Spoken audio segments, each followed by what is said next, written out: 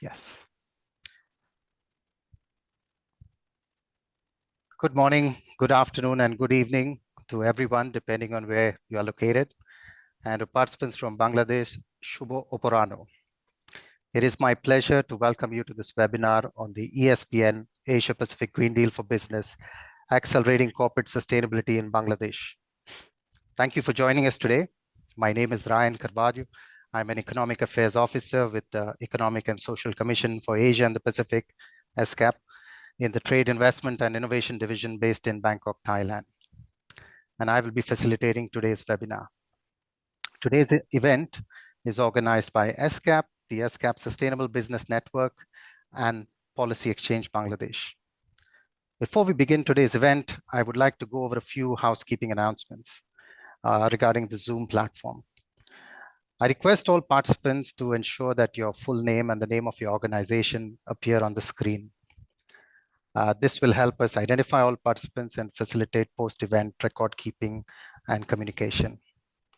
In case you have not already done so, kindly click the participant button at the bottom of your screen and rename yourself using the format, the name of your organization followed by your first name and last name.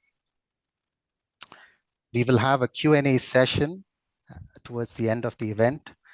Later in the program, participants can pose questions to the panelists and speakers by clicking on the Q&A button that's located on the bottom right of your Zoom platform screen. Kindly use the Q&A button to pose any questions you have for the panelists or speakers. We also have a chat function, a chat button on the bottom of the Zoom platform in the bottom right of your screen. This chat is for posing any technical queries or if anyone encounters any issues of a technical nature.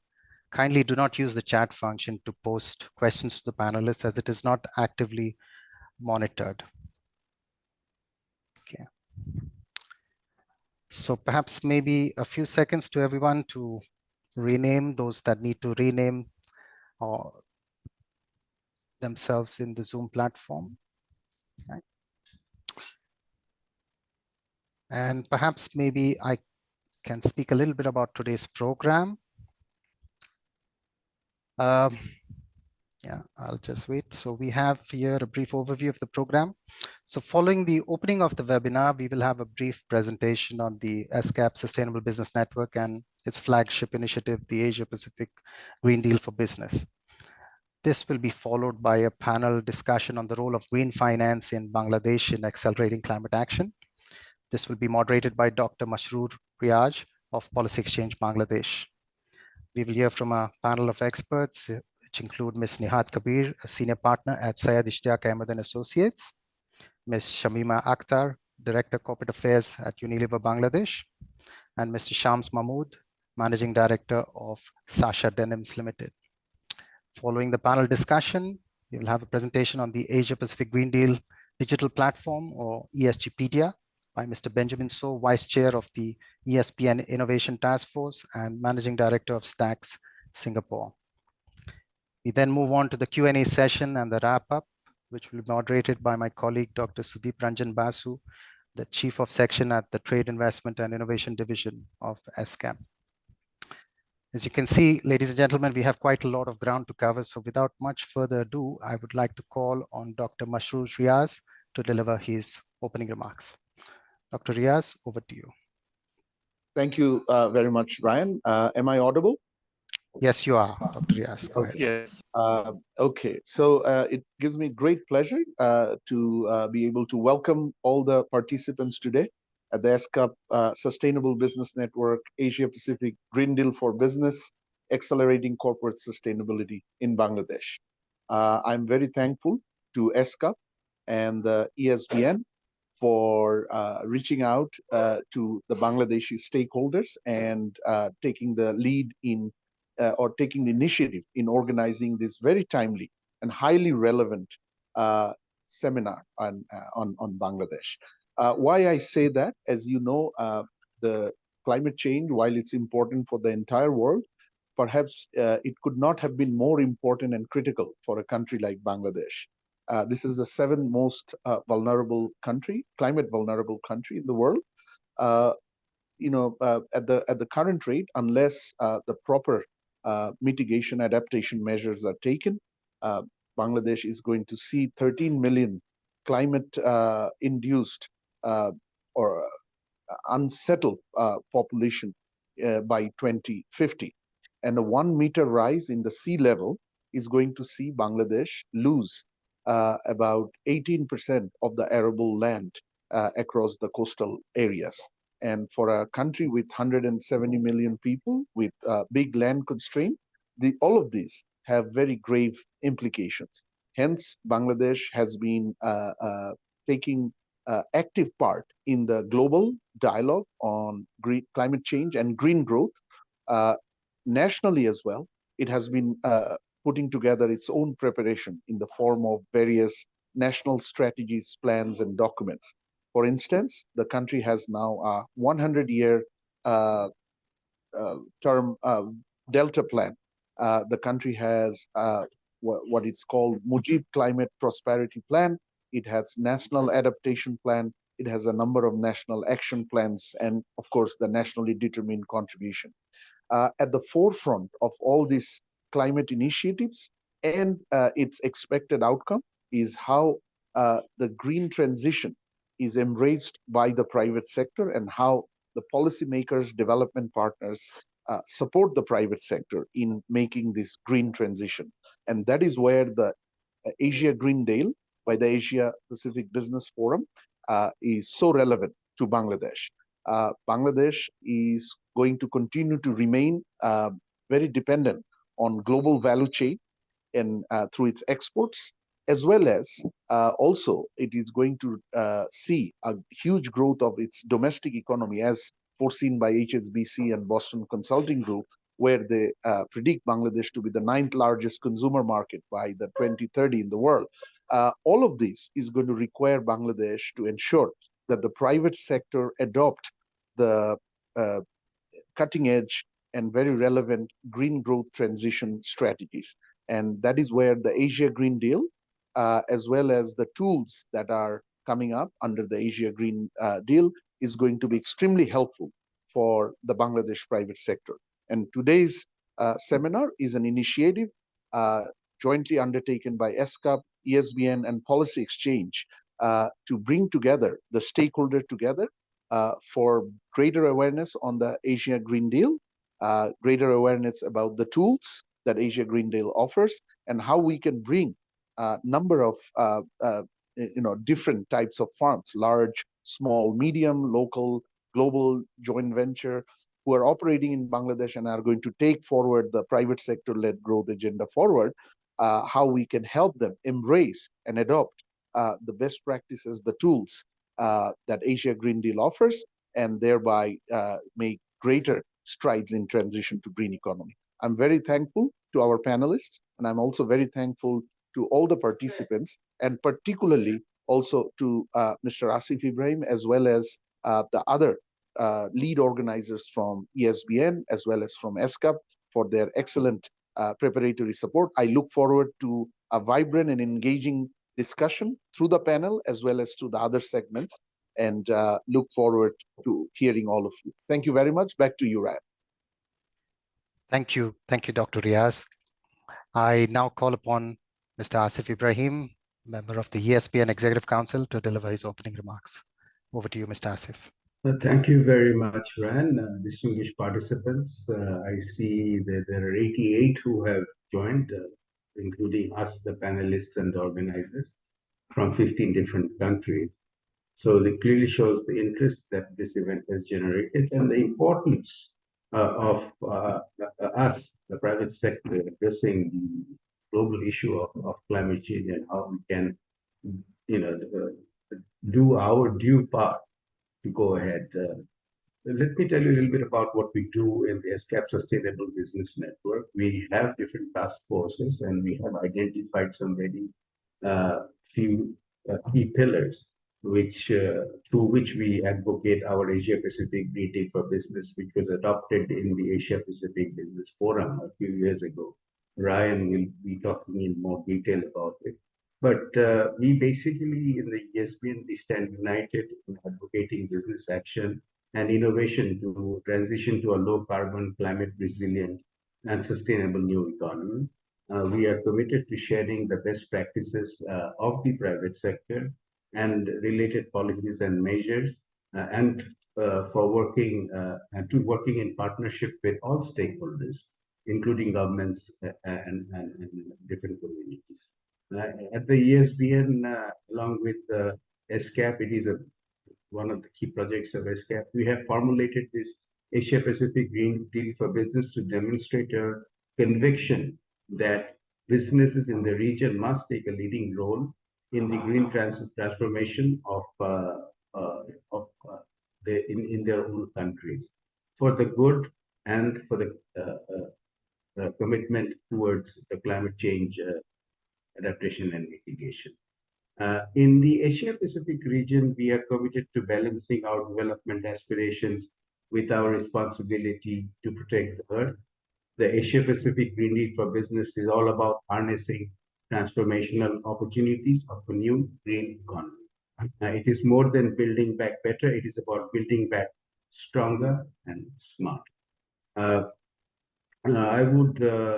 think our ESBN has been working quite actively in these regards, and by organizing this webinar in Bangladesh, I think it's a clear signal that we give due importance to all the developing economies in the region, and this is our first one that we are doing, and we'll be doing based on the the report that we feedback that we get from this. We'll be doing more in the parts of the region who are ESCAP members. So I wish the webinar a lot of success, and I really hope that the Bangladeshi private organizations who have joined today, perhaps we will learn some of the good lessons. We have very good examples in this country we learn. And then also those who are not practicing will perhaps also gain. And eventually, all of us who are participating from Bangladesh today will sign up with our Asia-Pacific Green Deal for Business. And how to sign up, that will be described later by Benjamin. So I'd like to stop right here and then thank all of you once again for joining us in this webinar on behalf of the ESBN. Yes. Thank you. Thank you, Asif. I now call upon Dr. Rupa Chanda, Director of the Trade, Investment and Innovation Division at ESCAP, to deliver opening remarks. Dr. Chanda. Very good afternoon to all of you. It's my great pleasure to be here at this webinar with all of you. I'd like to welcome all the participants and especially to thank Policy Exchange and Chairman Dr. Masroor Reis for co-organizing this webinar. Also, my sincere appreciation to Mr. Asif Ibrahim, Executive Council Member of the ESCAP Sustainable Business Network, for all his assistance in making this webinar possible. As has already been outlined by my fellow speakers, today's webinar is really relevant at a time when the world is confronted with severe adverse consequences of climate change. And in the Asia-Pacific region, we are all witnessing this impact. In the first quarter of 2024 alone, we have witnessed extreme weather events in many countries across the region. As has been mentioned, many of the most climate vulnerable countries are in the Asia-Pacific region, including Bangladesh. Alongside this, what we are finding is that progress on the SDGs in Asia and the Pacific region has been lagging. In particular, progress with regard to Goal 13 on climate change. So in this context, there's really an urgent need for collective action by governments, the private sector, and civil society to tackle climate change and to get the SDGs back on track. The role of the private sector and of networks such as ESBN is particularly critical for addressing the negative effects of climate change and enabling progress in this regard. The private sector can undertake actions to become much more sustainable. For instance, it can embed ESG principles in all aspects of its business operations.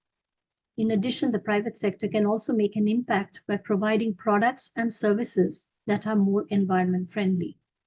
But this requires the private sector to become more aware of sustainability and its related metrics, and to track and monitor its own performance on sustainability. This is in fact what we are attempting to do through this webinar. The ESCAP Sustainable Business Network, through the Green Deal for Business, can lead private sector actions on sustainability in the Asia-Pacific region, and it can help accelerate green transformation. Through PPPs, governments and the private sector can address climate change and thus help to realize progress on the SDGs. Tools like the Asia-Pacific Green Deal digital platform, or ESGpedia, which will be presented in today's webinar, can help companies, especially MSMEs, to kickstart the sustainability journey by tracking and reporting on their sustainability practices. This is important as MSMEs are the backbone of the private sector and are often part of the supply chains of larger enterprises. They represent around 90% of businesses in the region and are significant generators of employment and economic activity.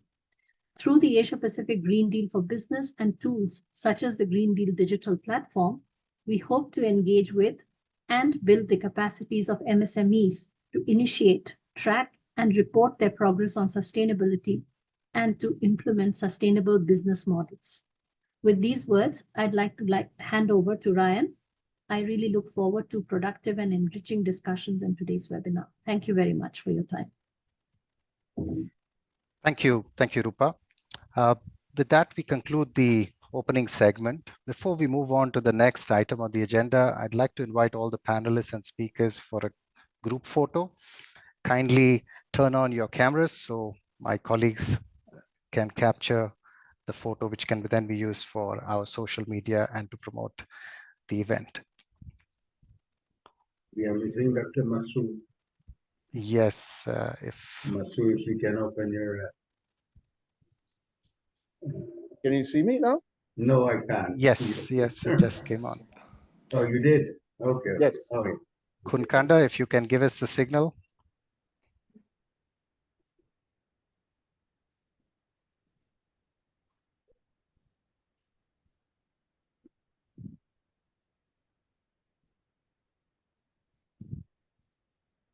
I think the family is getting very much ready with all the attires, properly to suit this beautiful photo.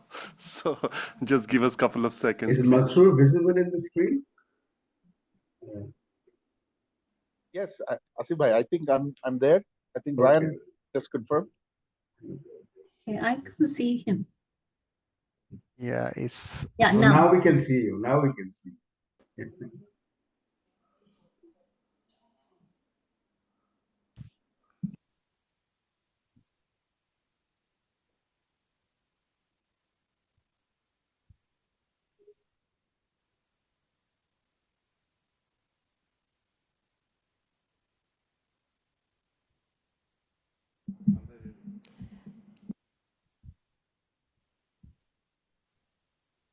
Sudeep, you can give us the signal.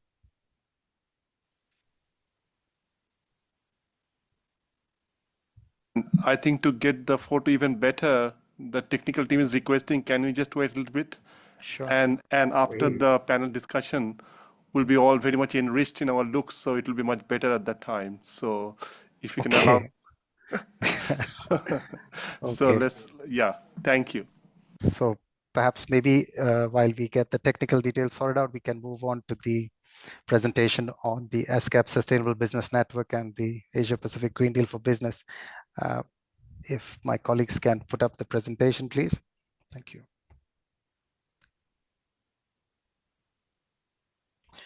While the presentation is being uploaded, I'd like to remind all participants that have just joined us, should you have any queries or questions for the panelists or speakers, please use the Q&A button at the bottom of the screen in the Zoom platform to pose your questions. We are actively monitoring the Q&A session, so please use the button to pose any questions. Thank you. Next slide, please. Yes.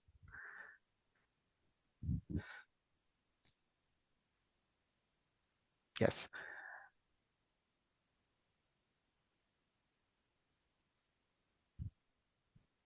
I guess Zoom is a little slow today.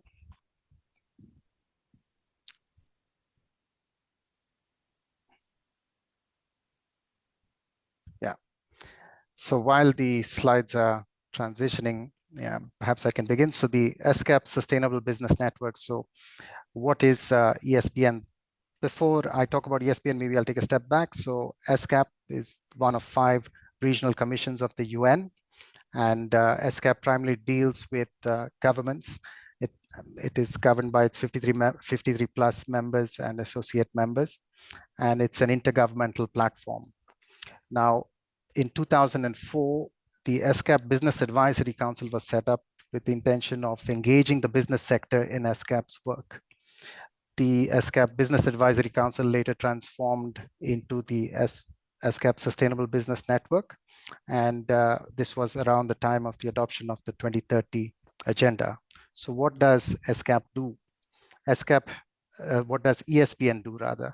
ESBN provides interventions or statements on behalf of the private sector at ESCAP intergovernmental meetings. It provides the viewpoint of the private sector.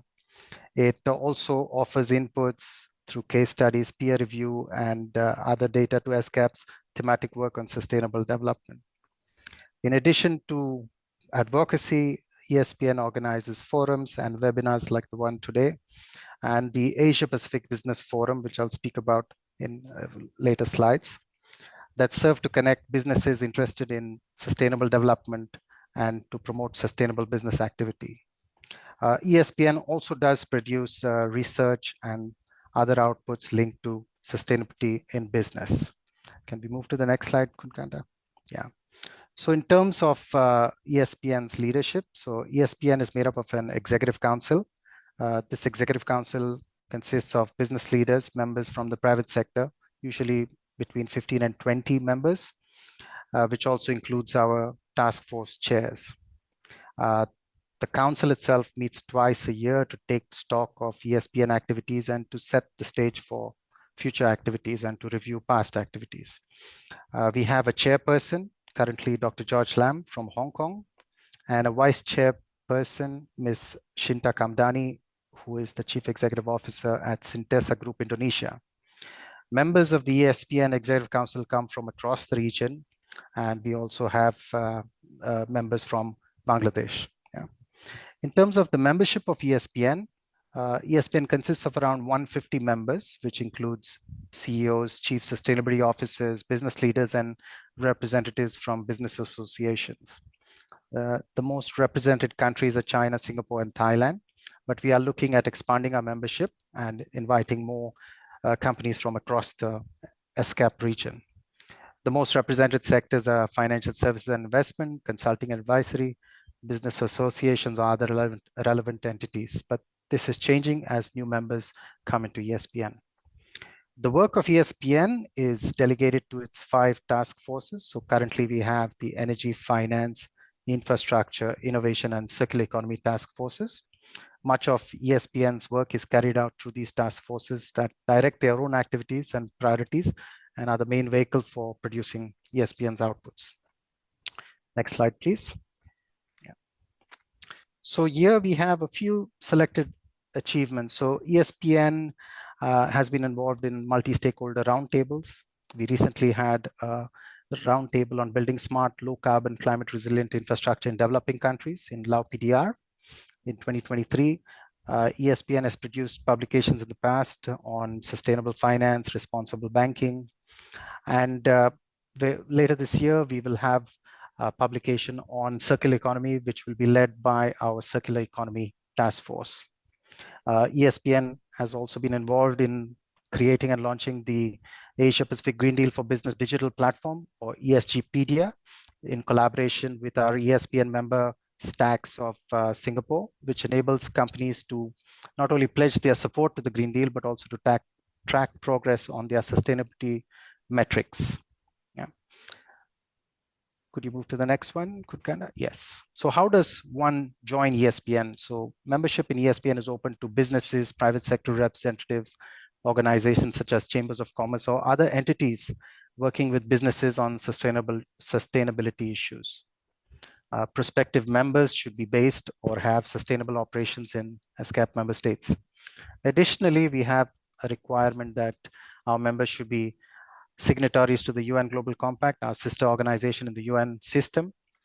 And if they are not, they should at least track and report on sustainability progress in a transparent and verifiable manner. Full details on how to become a member of ESBN are in the terms of reference, and the commitment form is available at the link provided, and we can share these details with you post the webinar. Next slide, please. Yes. As I mentioned, ESBN also organizes the Asia-Pacific Business Forum. The forum is a public-private sector regional dialogue on sustainability, wherein we bring in private sector, government, and academia to talk about pressing sustainability issues and how the private sector can work on sustainability. The APBF commenced in 2004 and has occurred annually up until 2023. Starting in 2024, APBF will be held biannually, with the next edition in 2025. Previous sessions of APBF have been held in Papua New Guinea, in Bangladesh, and in Hong Kong. So every year we choose a different venue depending upon where there is interest from the private sector and governments. We can move to the next one, please, Kunkanda.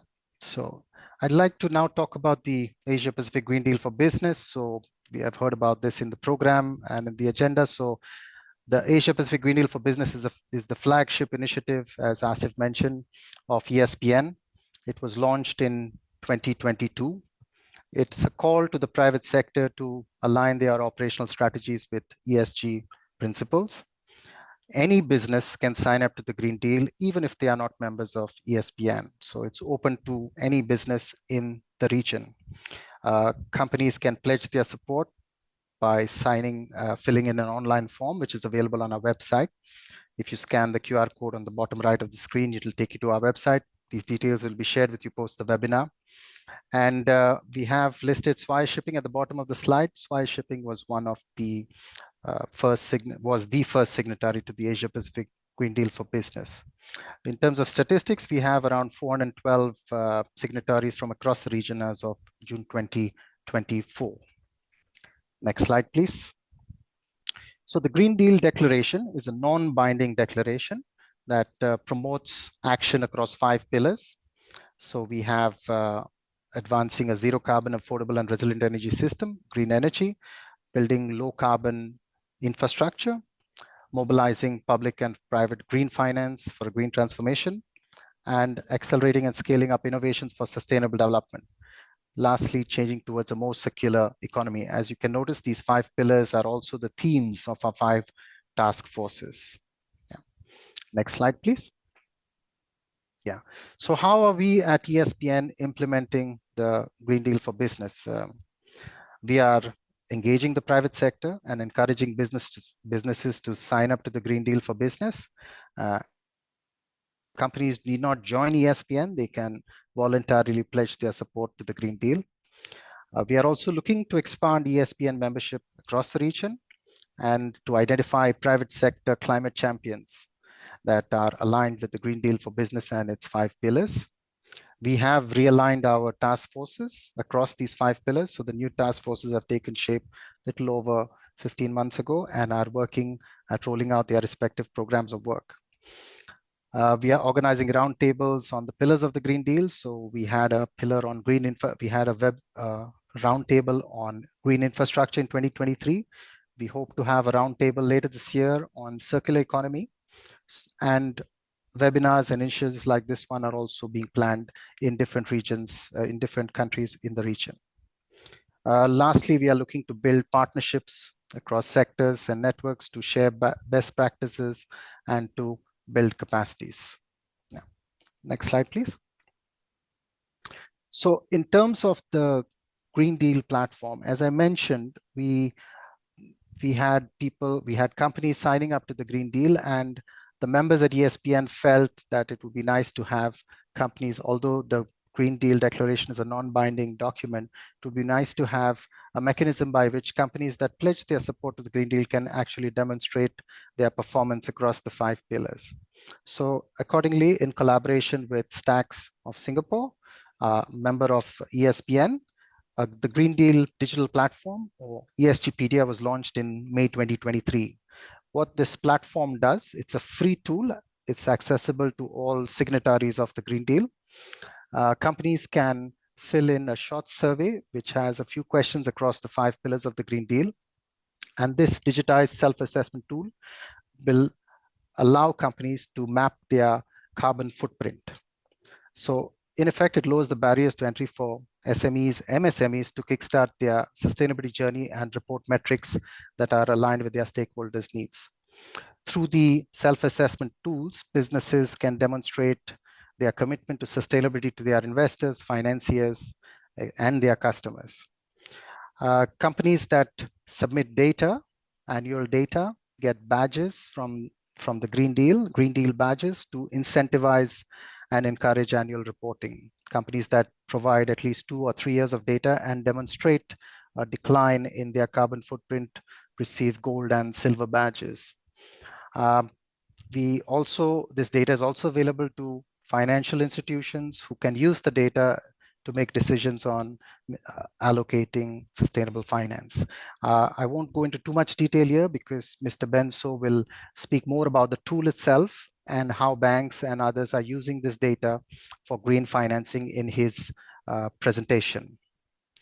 I think that's the last slide in my presentation. So I'm happy to take any questions. So as I mentioned earlier, participants can pose any of their questions using the Q&A button at the bottom of the Zoom platform.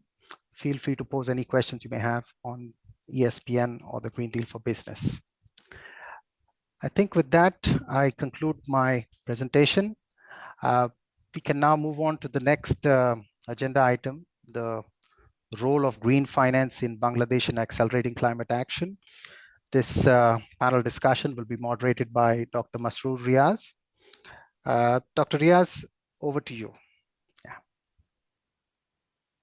Thank you, Ryan, and thank you for an excellent presentation introducing the Asia Green Deal of ESBN.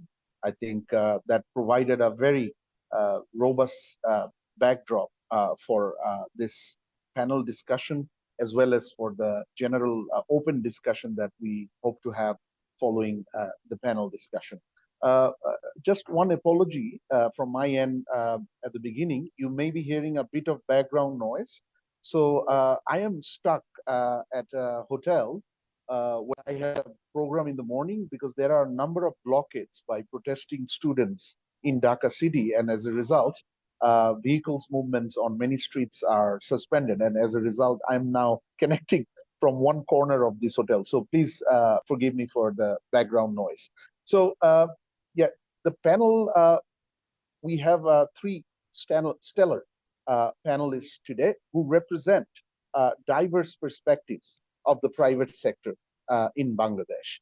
We have a panelist in the form of Shams Mahmood, who represents the largest manufacturing as well as export sector of the country, the ready-made garment and the apparel sector, which is now being subject to much scrutiny regarding globally, not only in Bangladesh, globally, in terms of its compliance with environmental and social and governance overall ESG standards and how they report it, in the form of Ms. Shamima Akhtar, who's the Director for Corporate Affairs and Sustainability for one of the largest multinational and oldest operating multinational in Bangladesh, the Unilever.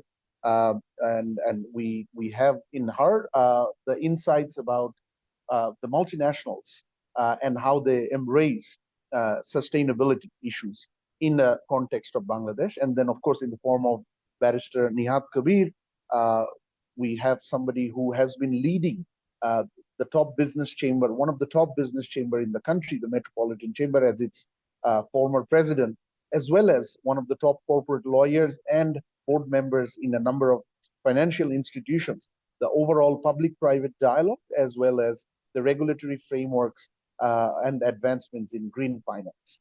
And so from this panel, we hope to hear about how this Asia Green Deal, which focuses on issues like decarbonization, in green infrastructure, and better managed green urbanization, and obviously the green finance as a central enabler how this whole this green growth agenda through the form of better corporate sustainability reporting, compliance can be better adopted in Bangladesh, and for that matter, how Bangladesh's transition can be better and more effectively accelerated towards a green economy. And in the form of these panelists, we also are very fortunate that they actually represent a number of networks, platforms, and so on through their corporate as well as broader business environment contribution. And we'd love to hear from them how we can mobilize broader partnerships, networks, in order to take forward the principles of Asia Green Deal, or more specifically, sustainability compliance, sustainability reporting, and how we can bring in the Asia Green Deal and its digital platforms and tools, and about which we're going to hear more after this panel discussion, into practice. So let me start with Mr. Shams Mahmood, who is the managing director of Sasha Denims, one of the largest denim producers and exporters of Bangladesh. He just received the National Export Trophy from the Prime Minister, I think, Shams, 3 days ago. Congratulations on that. Thank you. But also, very importantly, he's one of the newly elected board members of the Bangladesh Garment Manufacturers and Exporters Association, BGMEA. And as part of the board's responsibility, he has been entrusted with taking forward the BGMEA's engagement on green growth, including circular economy and similar initiatives.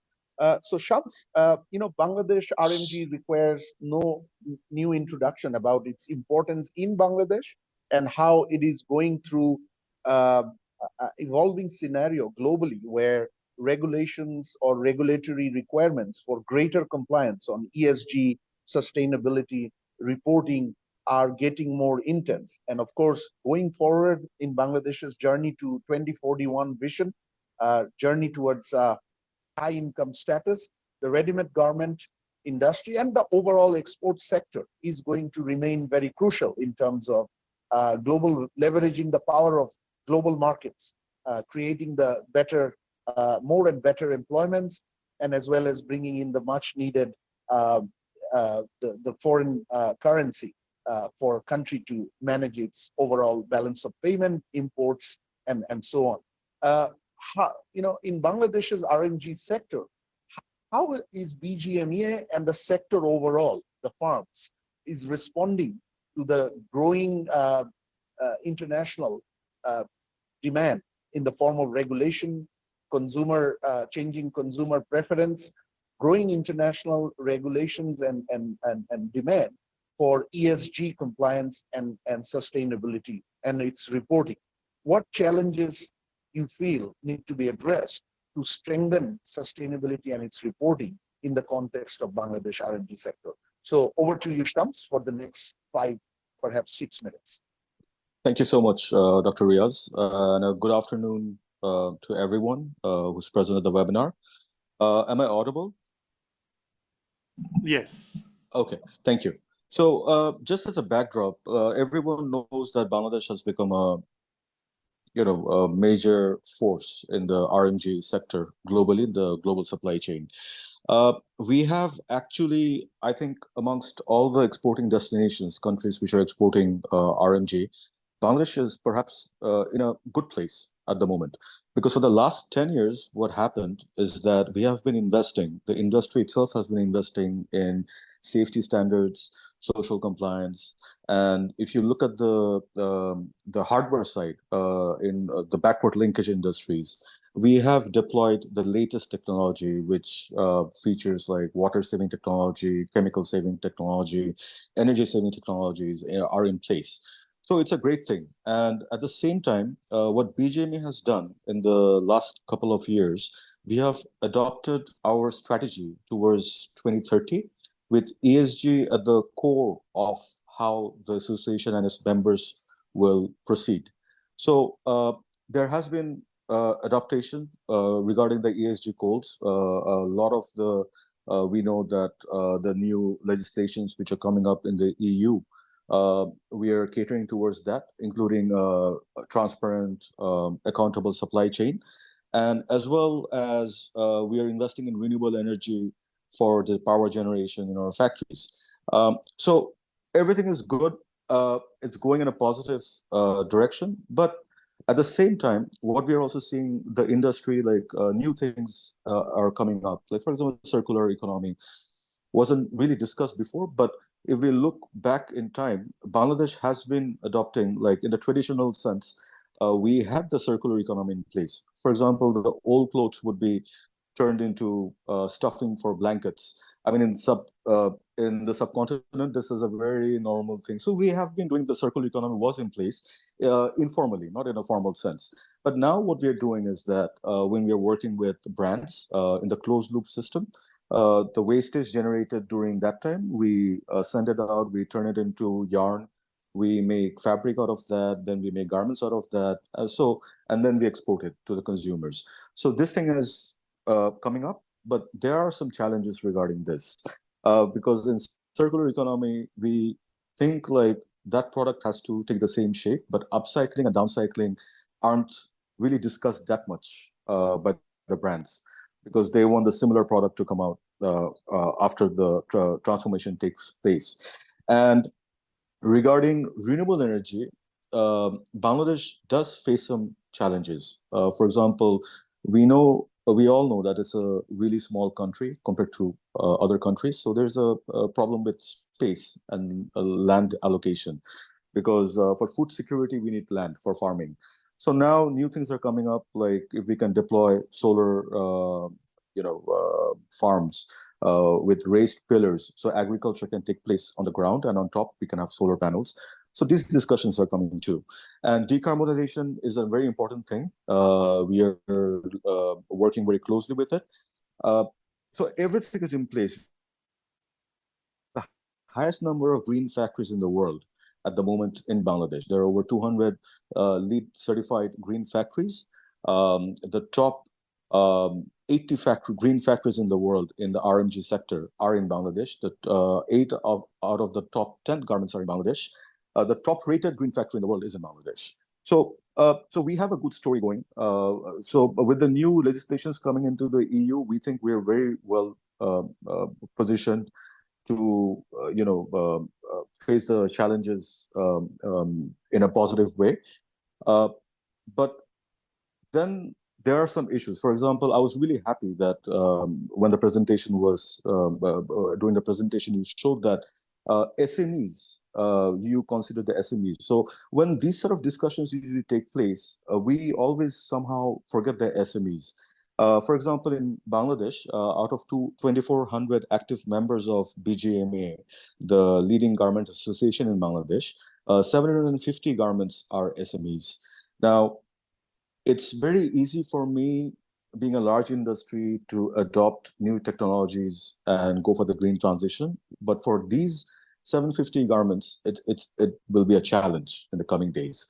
And the other thing is that we have these green factories. Like in total, I think there are about 300 green factories operating in Bangladesh, and over 500 companies who have undertaken this green initiative. But sadly, only 60 companies publish their sustainability reporting. So this is an integral part, I think, because we're doing everything. We are investing the money. We are, the supply chain is getting great. There's accountable transparency, but we're not quantifying anything. And this new thing is also coming up because of decarbonization, is the energy audit. Now, that is something new in Bangladesh.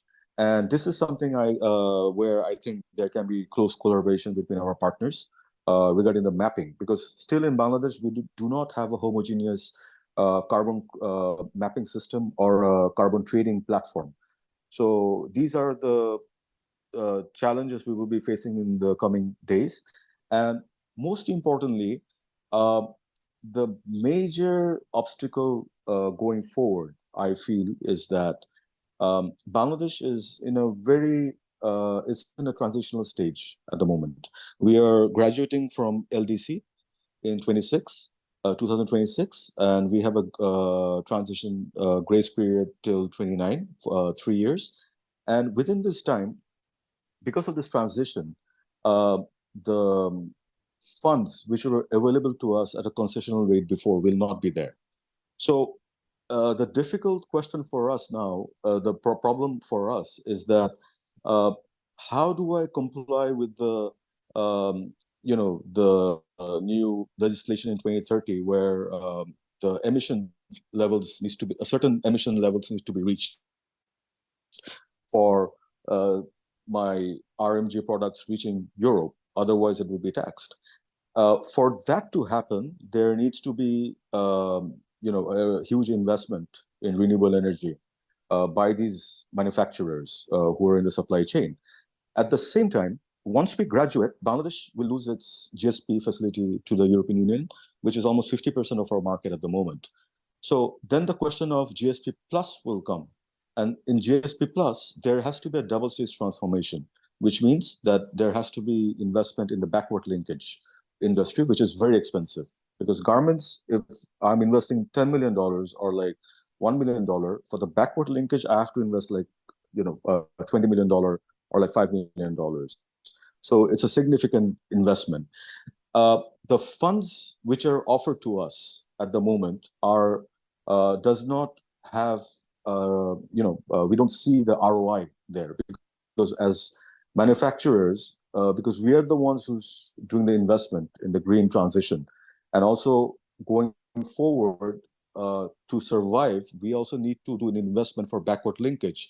Now, the funds that is being offered to us does not make any, it's not a long-term loans that are being offered at a concessional rate. These are predominantly 5-year loans at 8% interest or like 9% interest in USD, which does not make any business sense for us. And the companies which are going for these investments, they're doing it from their own funds. And as a result, what is happening, like, for example, the situation in the Middle East, it just happened, before there was Ukraine.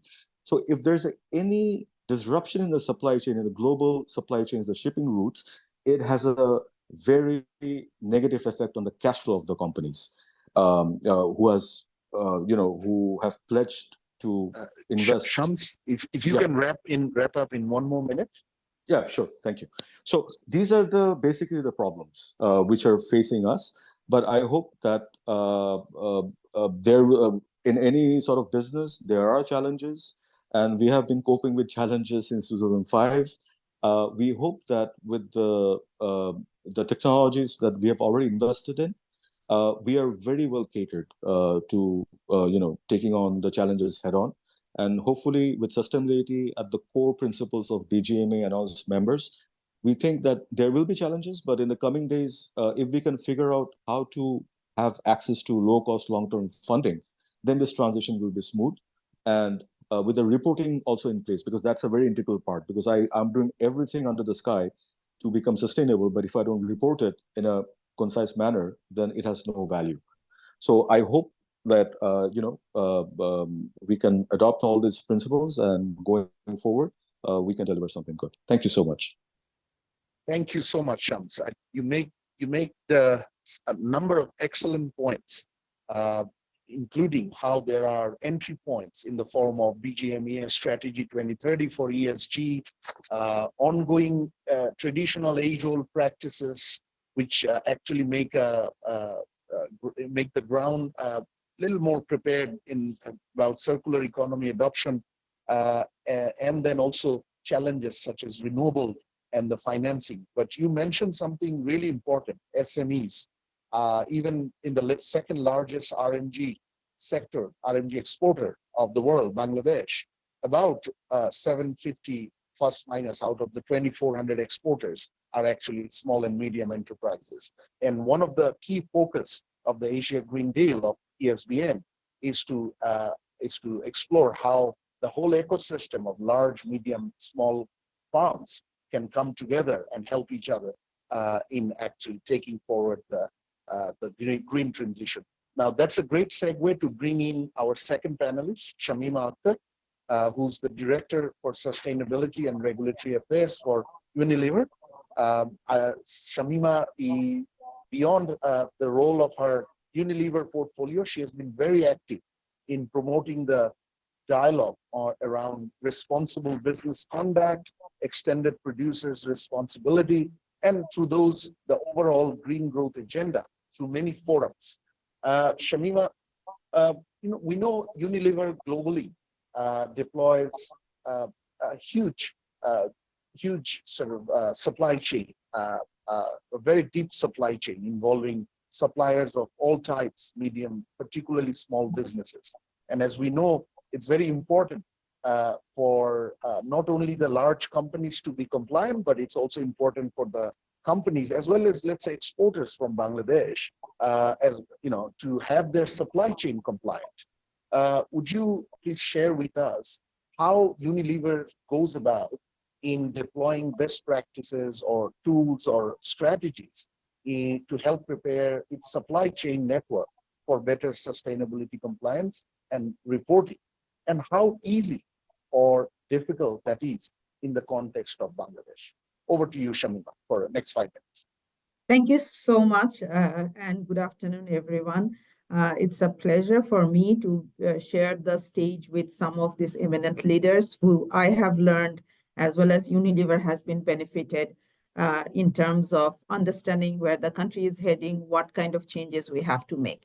I was really enjoying, my previous speakers' notes, especially RMG sector is very critical for our economy, as well as ensuring that climate change, if we have to protect and regenerate our nature, they are very important sector. So as Mashoor Riaz has mentioned, Unilever is one of the oldest MNC in this country. 95% of our production happens in the country. This is very important because when I have a 95% production happen in this country, meaning I am also using the natural resources of this country, which is water, energy, and land, all these things. Hence, we have to be very ensure that our global practices are exactly mirroring into this country. That also says that many of our sustainability initiatives started long back before governments putting any policy, framework, or regulation. That says that we were and we have been one of the leading pioneers in terms of ensuring sustainable production, consumption, as well as circularity. Now, I'll delve into the question that was asked to me, that the supply chain that we maintain in, for Unilever, and how do we ensure our practices are, as per our climate action, as well as our sustainability action. Now, globally, Unilever has got 4 strong pillars under sustainability. One is climate, another one is nature, plastic, as well as livelihood. And at the beginning, when the keynote presenter has mentioned, all these 4 pillars are super critical.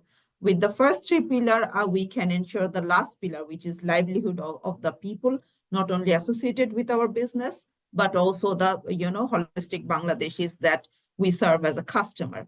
Now, I'll give you some of the example that Unilever, it started its journey of reduction, value chain reduction in 2010, which is, 1990, right? It is long back.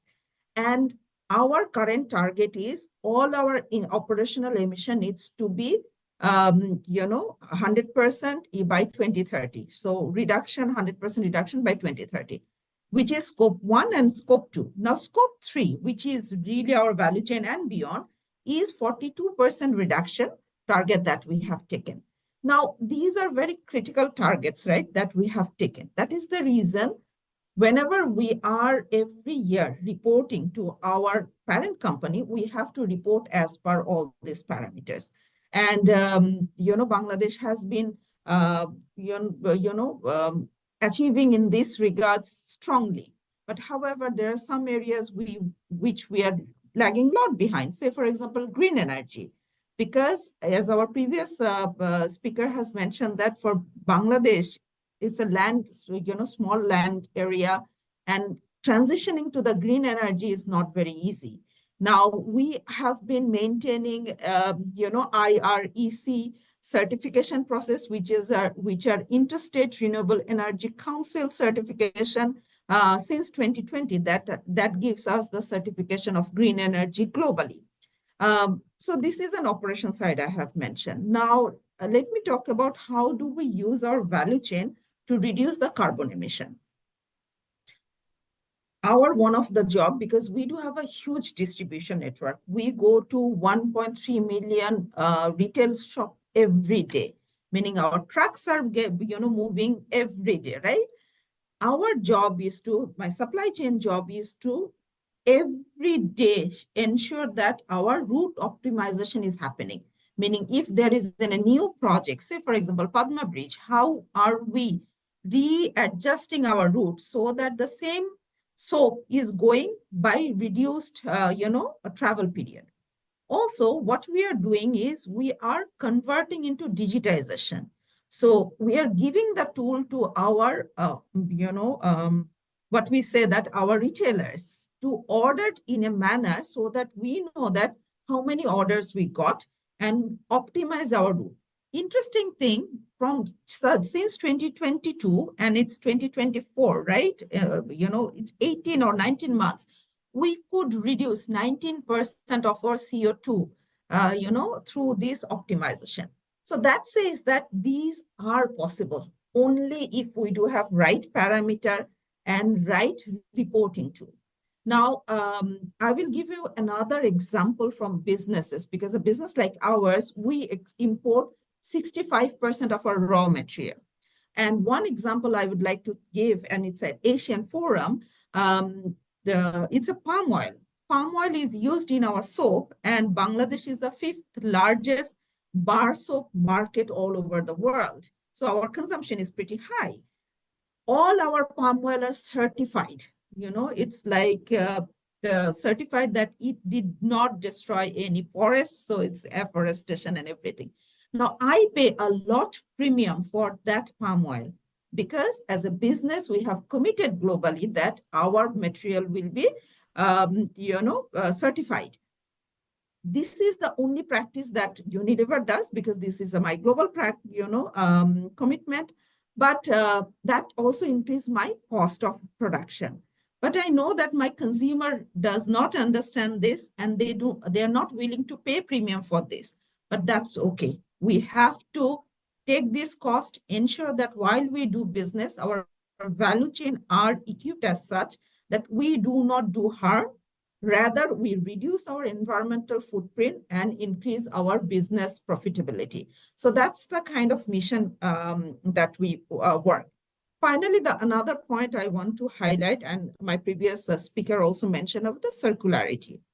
And one of our key pillars is plastic. We know that we use plastic, to package our product and give it to the consumer in a right quality.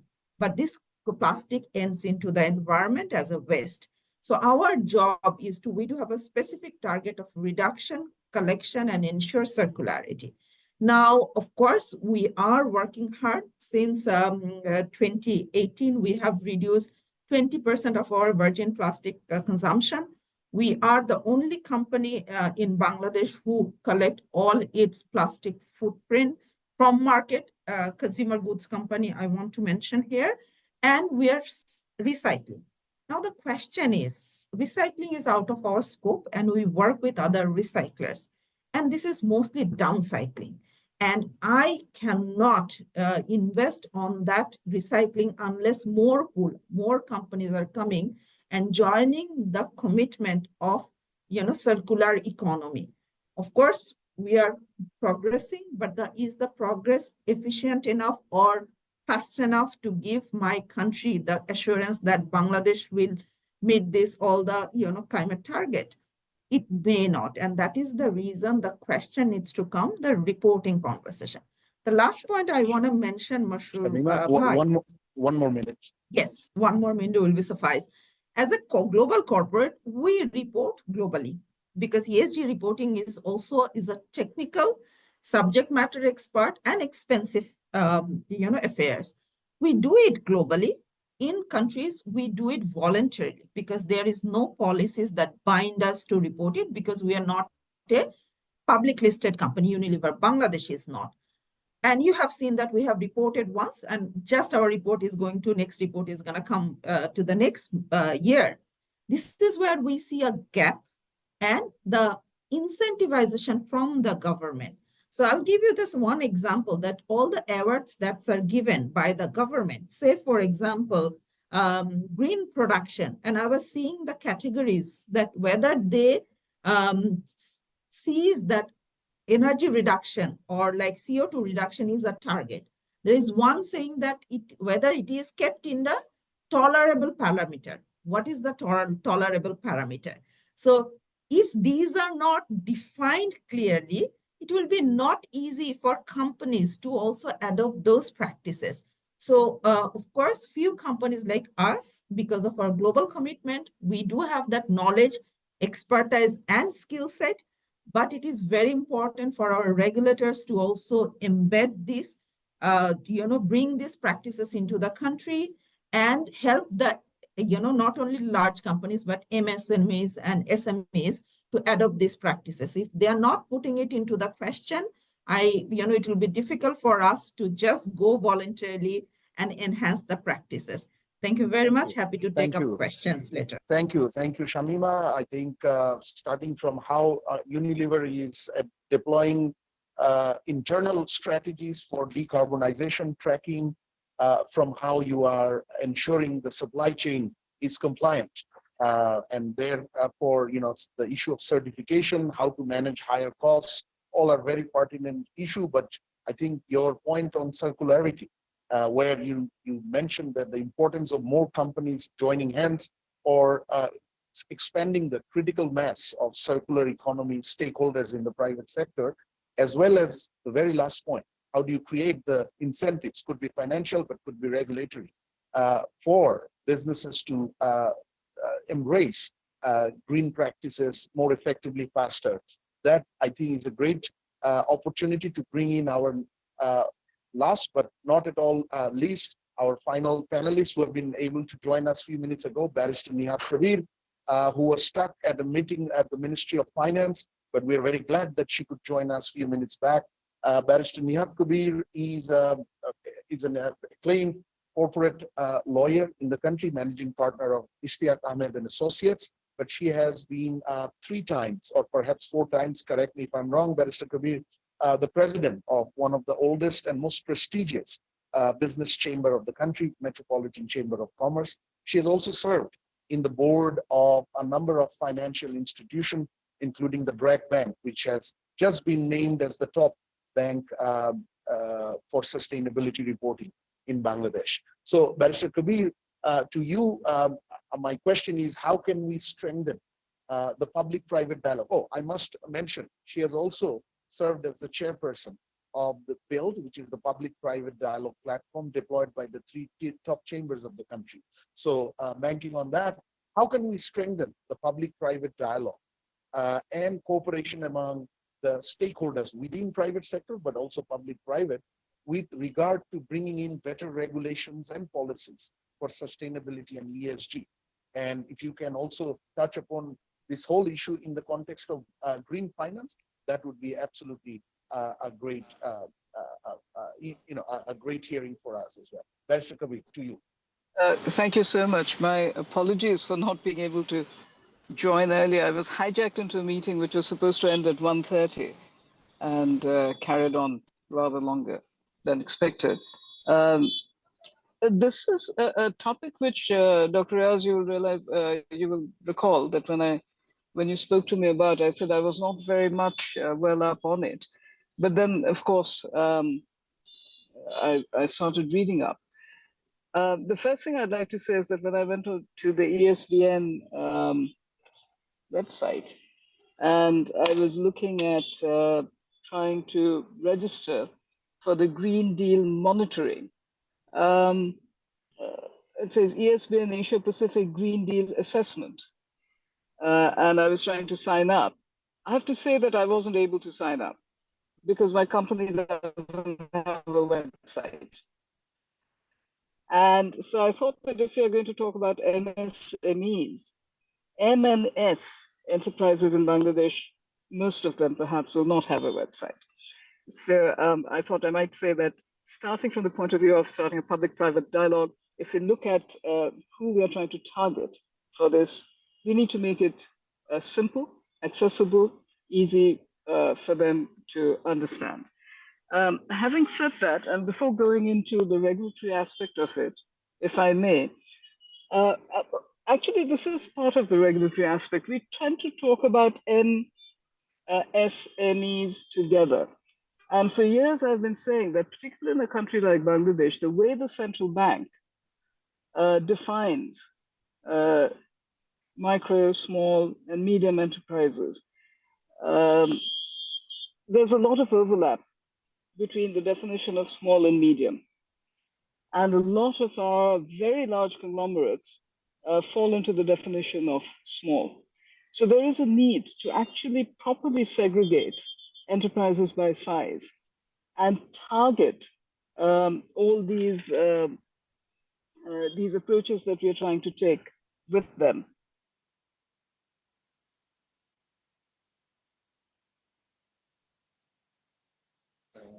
Barrister Kabir, I think we lost you. Can anyone hear Barrister Kabir? Or... I think we lost the link to Barrister Kabir. Ah, she's back. Sorry, she's back. Okay. I think I touched my earphones and they cut me off. Still a little bit of a troglodyte when it comes to these newfangled things. So what I was saying is that there is really a need to tailor all our approaches, and also when we talk about public-private dialogue, to the size and the capacity of the enterprises that we're talking about. Shamima was talking just before me, and she mentioned that these are quite expensive, this sort of information gathering, data collection, monitoring, targeting. So how are our micro and small enterprises going to do this? That really needs to be one of the starting points of any public-private dialogue we have on this. There are a lot of conversations to be had. Our banks, Dr. Raz, you were talking about financing. If I may say so, and I don't know if any of our bankers are around, please forgive me, but I've been on the board of 2 financial institutions for more decades now. Banks are conservative, financial institutions are conservative, and they're lazy.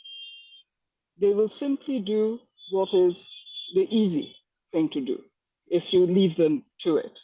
So there's a conversation to be had there, and in the regulatory sphere, to make it a requirement. Now, our central bank has done that in several instances, but that is where I come in and say that, okay, 10% of your book has to go for green finance. First of all, there are not enough projects to take 10% of all the commercial bank books in Bangladesh. Secondly, even if there are, banks will go to 1 or 2 medium enterprises and tick off that box. They will not take the trouble to go to our small and our micro enterprises, our cottage enterprises, which is really the backbone of our greater economy. So that is another sphere where dialogue needs to take place. And finally, our policymakers. We certainly have our commitments, our global commitments, and we also pay a lot of lip service to these requirements, but actually delivering them, actually the how to, not the why. We know the why, but actually how to deliver on these commitments is something that we really, really need to work on with measurable outcomes. I've also been on the other side of the fence, worked for the Asian Development Bank, MDB, these words like measurable outcomes, this, that.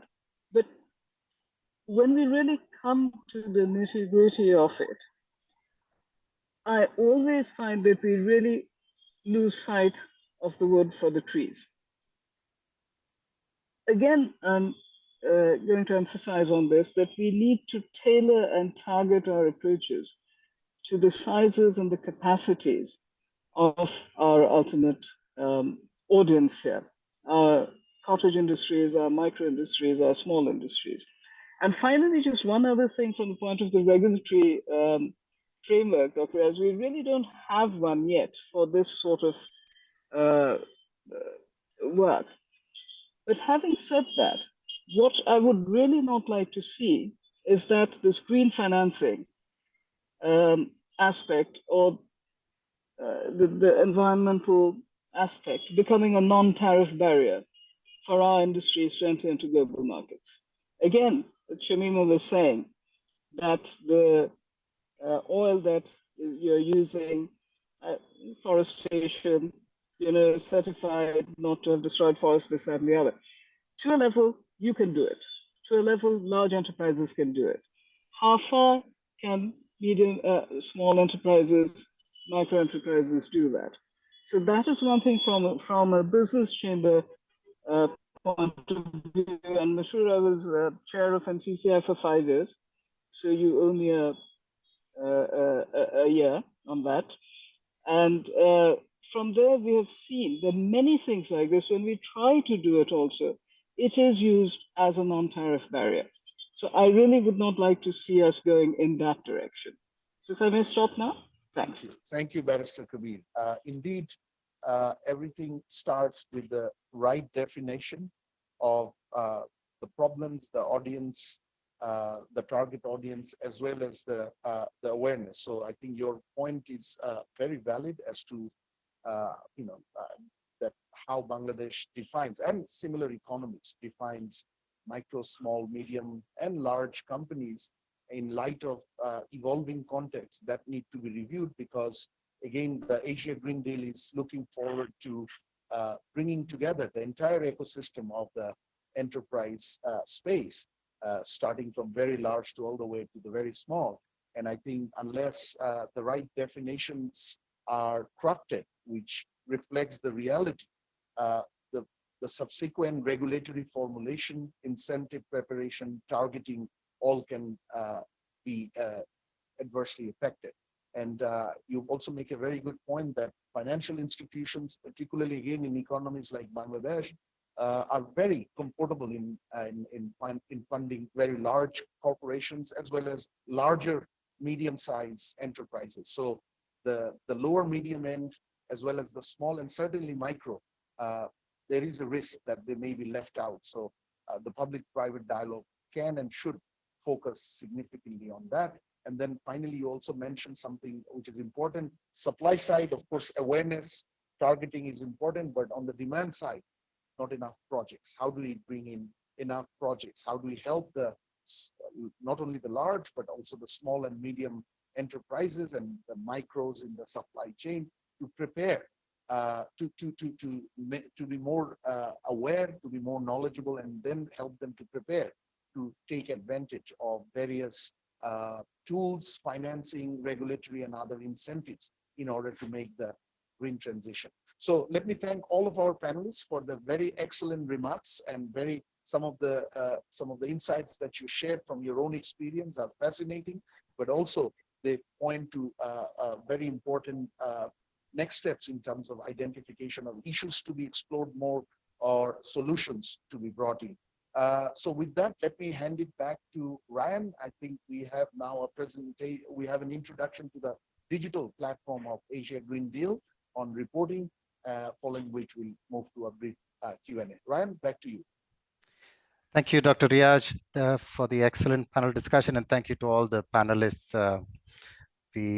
A lot of information gathered there, especially on the challenges facing SMEs and the government sector. Thank you, Ms. Kabir, for your observation on the sign up to the Green Deal platform. We'll definitely look into it. We are looking at making the platform more accessible to micro and small and medium enterprises. So I've made note of it, and we'll definitely look into that. Thank you. Before we move on to the next agenda item, I'd like to remind participants to use the Q&A function. We have had quite a few questions posed. We have answered some of them. Feel free to put down any questions you may have for the panelists or any of the speakers. With that, we move on to the next item on the agenda, the Asia-Pacific Green Deal Digital Platform, or ESGpedia. I invite Mr. Benjamin So, Vice Chair of the ESBN Innovation Task Force, to deliver his presentation. Ben, you have the floor. Thank you very much, Ryan, and thanks everybody for having me. Good afternoon, everyone. Thanks to the organizers. And I think right now my section here is to talk about how we aim to use a digital platform to actually support the Asia-Pacific region's ESG journey.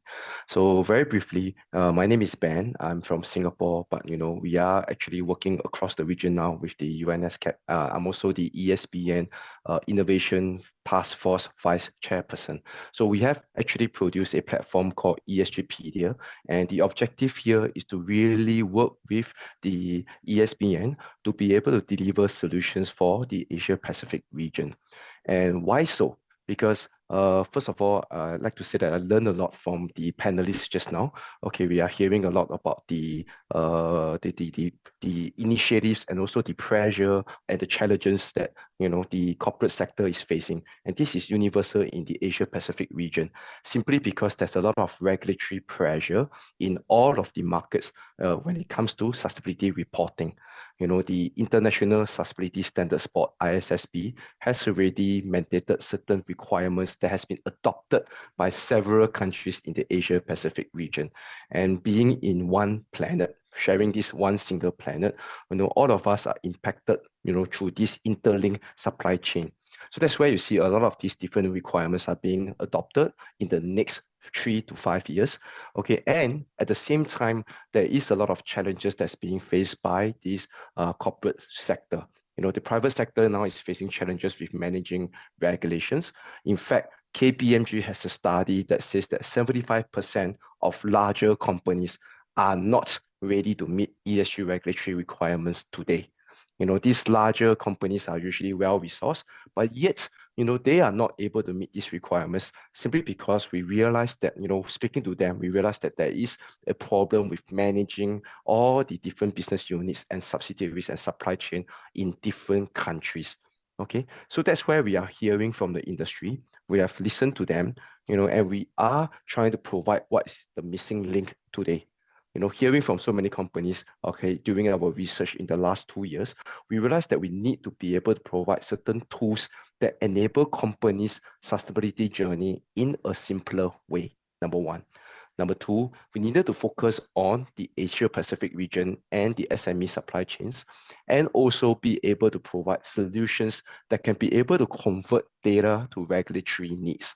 So hearing all of those, comments and feedback from the different organizations that we have been speaking to, okay, we set out, okay, to deliver a solution. So of course, working with the ESCAP team, okay, we are able to therefore, implement the ESBN Green Deal, okay, whereby with the digital platform that we have already delivered, we want to be able to empower the Green Deal to be able to have these certain features so that participants can be able to get recognized. Okay, so for example, if I was trying to sign up, okay, to be a signatory of the Green Deal on the digital platform, all I need to do is to go online, declare support, okay, and therefore, I will therefore qualify for a green badge.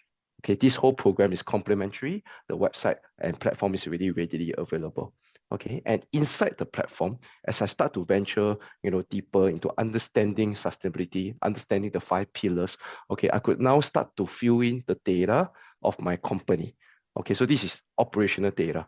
Taking my operational data, if I'm able to submit at least 1 year of data, and it could be the latest year of data, in other words, last year's data, okay, I could therefore now qualify for a silver badge.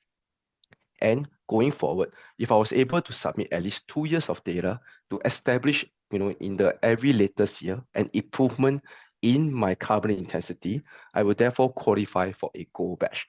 So this is where, we are hoping to drive inclusivity and adoption. We're helping companies to get started in an easier way, in a free manner, okay, whereby companies are now able to access the variety of tools that we have in our platform. They are now able to therefore achieve a certain form of recognition, whereby there are also larger corporate sponsors in our program that will be able to provide certain type of incentives and benefits for these submissions.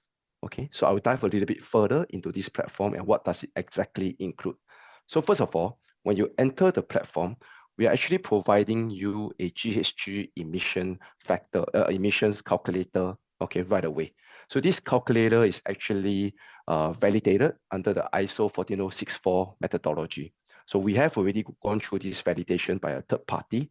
Okay, we are offering this same validated calculator to all users, okay, right away. So these emission factors that are already included are automatically localized to the different countries. So in Bangladesh, we have the emission factors that's really pre-produced. But of course, in the entire Asia-Pacific region, we have more than 50 over countries that all the emission factors are automatically included.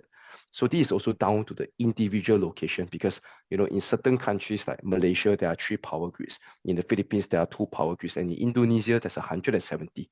So down to the individual location base, we are able to have the automation of the location to the power grid and apply the right emission factor automatically. So now we need to do is just to have the operational data, for example, fuel consumption and electricity consumption, that will be able to automatically calculate your GHG or carbon emissions. Besides that, you know, because the Green Deal includes 5 pillars, we also have certain ways to go and, you know, be able to disclose your renewable energy usage under pillar 1. We also have, you know, the circularity component, where if you are in the circular economy and you are able to, you know, perform some form of recycling, all that is also quantifiable in our pillar 5. And of course, water and waste consumption are also important measure of your carbon footprint. So all these are already included in the platform. Besides that, you know, knowing that, you know, we are also in a world where we are not just talking about carbon impact, but also social and governance. That's where we also include certain social and governance matrices, which are scalable to your international standards and of course the SDGs.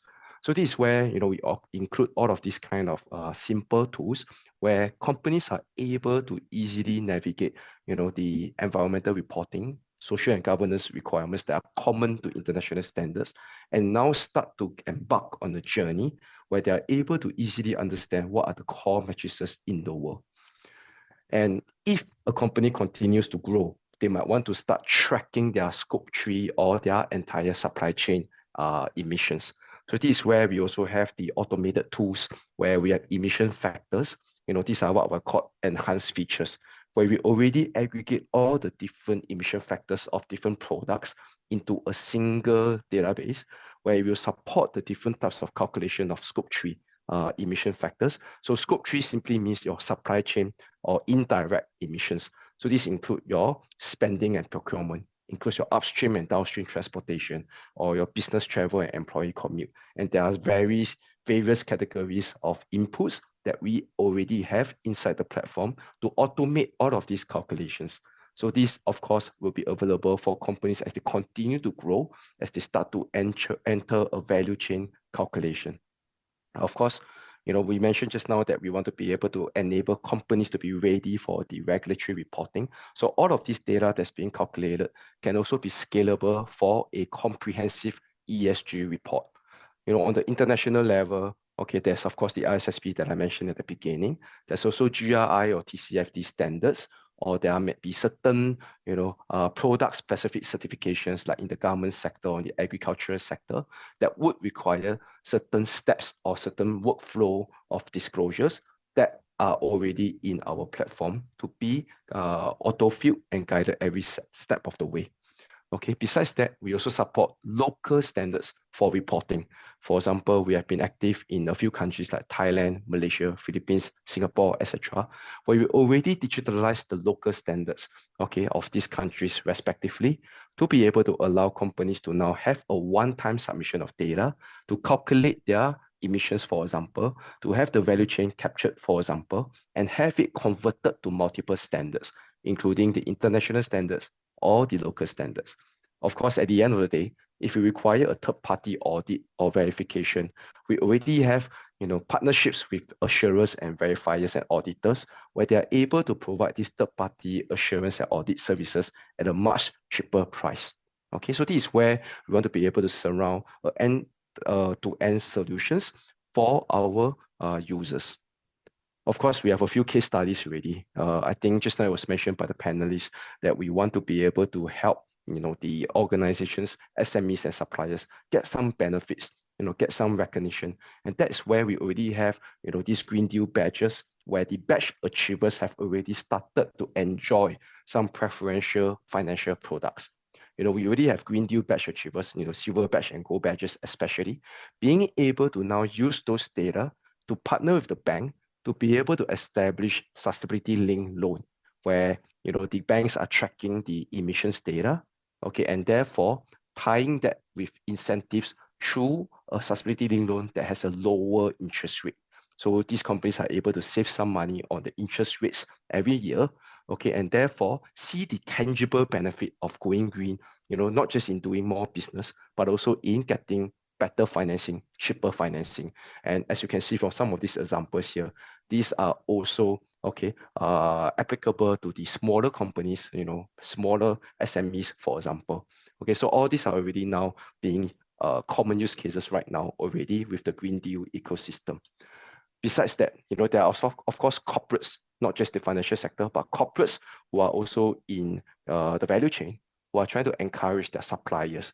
One of these corporate is CDL, one of our ESBN task force members, EXCO members.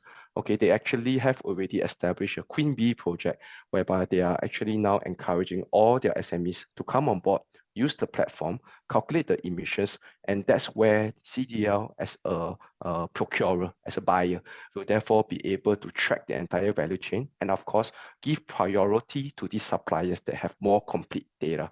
So that's why we are able to also establish a corporate sustainability use case together with them. Okay, so that's where we have a lot of case studies. Ultimately, we hope that we want to be helpful to the private sector in Bangladesh. There are a few possible synergies that we have identified. For example, we have partnered with a lot of corporates in other markets where we are, going out to the supply chain together. Okay, where we have this co-branding together. For example, a co-branded landing page with CDL, a co-branded landing page with DBS Bank. Okay, and these are where we are able to partner with the larger corporates who are able to impact their SME supply chain. So, I'm hearing that there's a lot of corporate joining these sessions today. If you are interested, we can discuss a co-branded partnership with you, okay, so that we can enable your supply chain together. Secondly, okay, we have also co-developed reporting frameworks digitally. For example, the Green Deal 5 pillars digital assessment is something that we have done. But besides that, as I mentioned, we have also been locally in Malaysia, Mongolia, Philippines, Thailand, etc., digitalizing their local standards, local reporting requirements. And that's something that we can also try to do in Bangladesh as required. And of course, thirdly, no matter what, I'm enjoying the session today because, I'm learning a lot from the other panelists.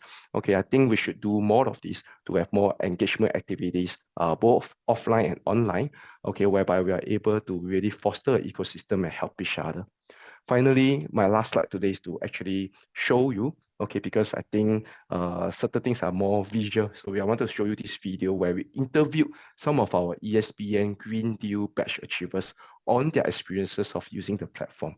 So now I will change over to the video.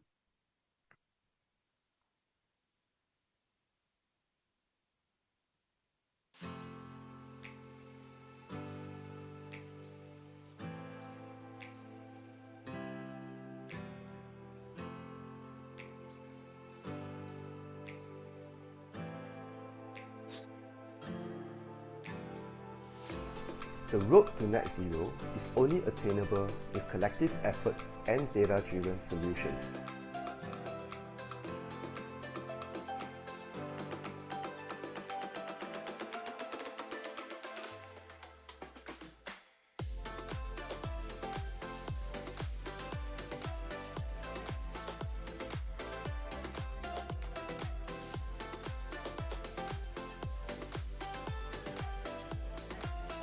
Declared the intention to drive its mission toward energy security and ESCAP carbon neutrality by 2050. This not only benefits ESCAP but also our partner as we collectively access our performance across 5 key pillars, facilitating a comprehensive self-evaluation process. Disclosing ESG data through a digital platform like ESGpedia lowers the barrier to sustainability as it provides a structured overview of what ESG topics are relevant for disclosure. Previously, we had to work on manual checklists as well as experience from professional consultants externally engaged. With the platform now, it's made it a lot easier for our corporate sustainability and ESG reporting journey. It allowed us to understand data being generated and actually allowed for other people within the company to actually access that data as well. I'm very excited about is when we can have subsidiary companies and investee companies overseas start to engage with the platform. Our ESG reporting is a manual process that lacks real-time insights, causing delays in consolidating monthly reports for a fleet of around 200 vehicles. It enables us to track vehicle emissions and benchmark them against recommended industry standards, providing immediate insights into emissions data. Entering data into ESGpedia has given us more insight into our ability to monitor and engage into the current emissions we are working on, and also help us to position ourselves to leverage into all the ESG opportunities in the region. We adopt the GRI standards for reporting, and Stacks happen to have this option on the ESGpedia platform. We found the guidance notes that were provided in the framework itself being extremely helpful.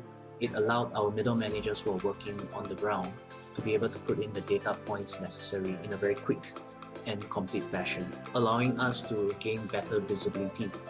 We have gotten invitations to speak on sustainability efforts within the Bali hospitality landscape. With the entries, it allows us to monitor our emission factors, and the system helps in managing emissions in my country, Thailand. The key benefit is being able to benchmark ourselves against peers. We want to be a leader in terms of the sustainable production of food, and with that, we should be able to meet our 2050 goal, carbon net zero in Thailand. There is also the benefit of reducing human error, makes the data calculation process a lot more efficient. There's the privacy and or confidentiality option, whereby you can choose who you want to show or present the data to, whether it be the financial institutions like banks or stakeholders that you would want to disclose your sustainability data to. It allows us to communicate with our clients, partners and employees about our unwavering commitment towards ESG efforts. Achieving the ESBN Green Deal badge strengthens our competitiveness and credibility in the market. We have an understanding of the disclosure requirements and insight that will help us when encouraging the SMEs in our ecosystem to disclose ESG data. This achievement marks just the beginning of our journey. ECAT, in collaboration with ESGpedia and our partner, to establish a solid, robust ESG ecosystem. It signifies the commencement of our journey towards ESG excellence, reinforcing our seriousness about reducing emissions.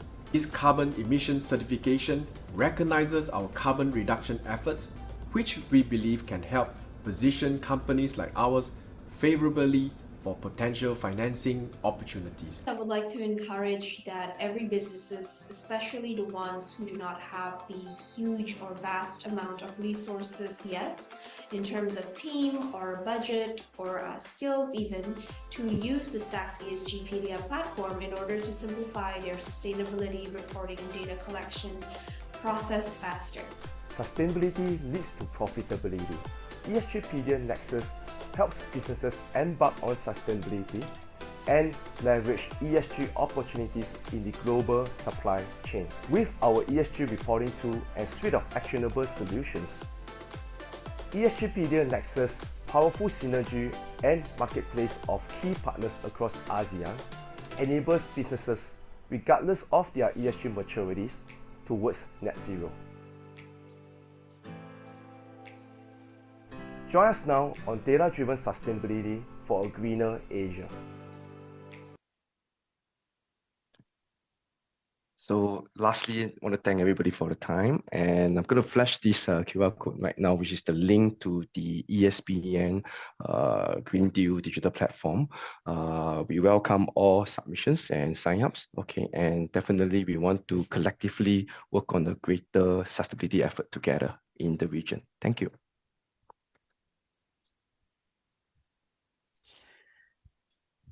Thank you, Benjamin. Thank you for that very informative presentation. I'm sure there are a lot of questions from participants.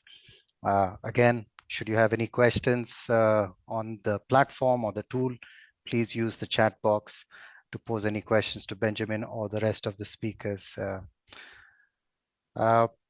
We have overshot the time allocated for this webinar, but I guess it was time well spent because it was good to have that presentation on the platform and how the tool works.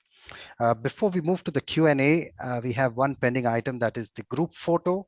May I request all panelists and speakers to turn on their cameras so we can have a group photo and we can then move on to the Q&A session. Yes, thank you. Kanda, kindly give us the go-ahead once the photo has been taken. Dr. Riaz, if you could turn on your camera. Yes, I turned on my camera. I'm not sure if you can see me. Yes, it may take a while because of the connectivity issue, but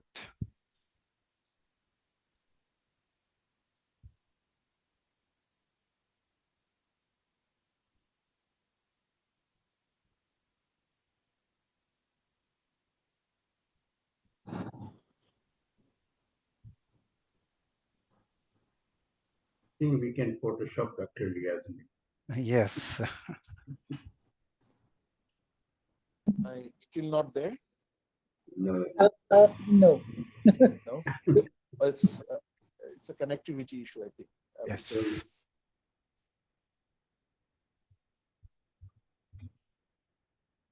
Asif and Sasha, you're looking very serious. Oh, there is. Wonderful.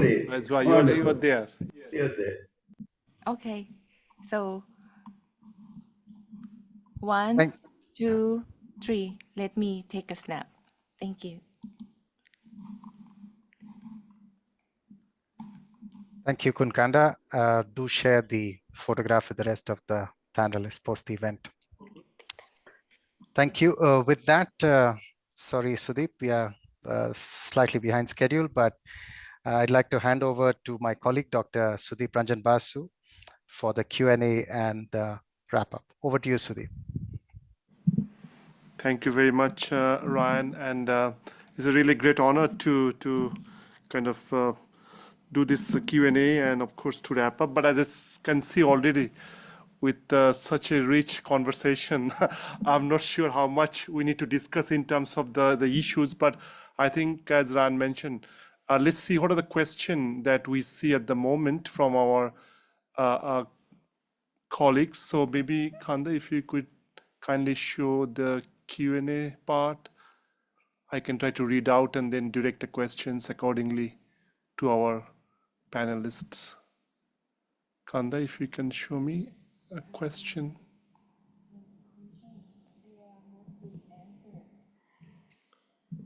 And I think already many of the questions that been posed, been answered by our colleagues, but still, is there any new question, Kanda?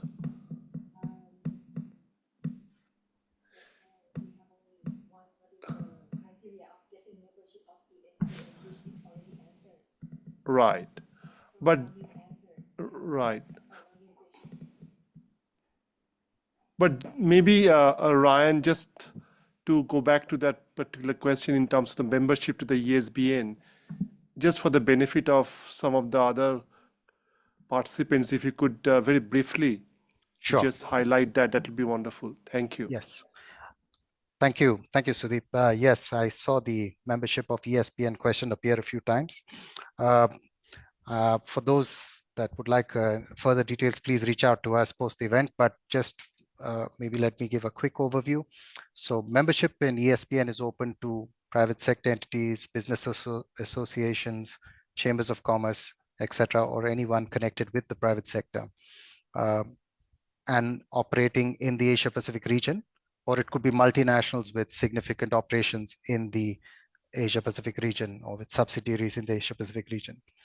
There is no fee for joining ESPN. Membership is free, but we do have some criteria, and some of the criteria include companies that are members of the Global Compact. We ask that companies join the UN Global Compact, but if they are not members of the UN Global Compact, we look at companies that are doing some form of sustainability reporting or have undertaken sustainability-linked initiatives.